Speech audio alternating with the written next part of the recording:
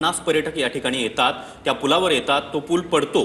मात्र स्थानिक पातळीवर स्थानिक प्रशासनाचं या पर्यटन स्थळाकडे दुर्लक्ष झालं का?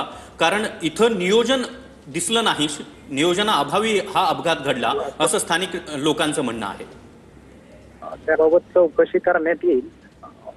सध्या तरी आपण मदत कार्य सुरू केलेलं आहे। बरोबर। मात्र ॲम्ब्युलन्स दाखल झालेले आहेत, अजून काही मदत कार्य म्हणजे एनडीआरएफ असेल, पोलीस असेल यांच्या माध्यमातून मदत करायला सुरुवात झाली? जवळच आहे, ते निघालेले आहेत।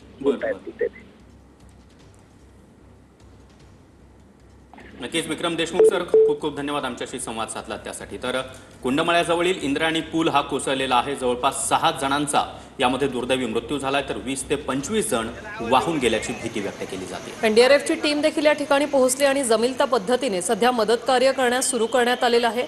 घटनास्थळी रुग्णवाहिका देखील दाखल झालेल्या तब्बल 18 ॲम्ब्युलन्स या ठिकाणी पोहोचलेल्या आहेत आणि नदीत वाहून गेलेल्यांना बाहेर काढण्याचं सध्या काम सुरू आहे। एक्सक्लुझिव्ह दृश्य आपण पाहतोय, किती मोठ्या स्वरूपात गर्दी या ठिकाणी आपण पाहतोय। ज्यावेळी हा पूल कोसळला त्यावेळी या पुलावर 50 जण उभे होते अशी प्राथमिक माहिती आहे आणि त्यामुळे या पुलाला हा भार जो आहे तो सहन न झाल्याने हा पूल कोसळला, ही दुर्घटना घडली।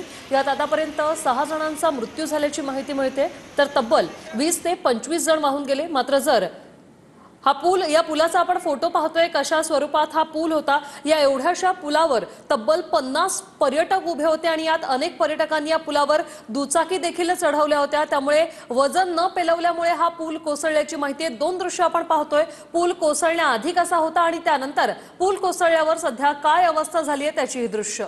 नक्कीच।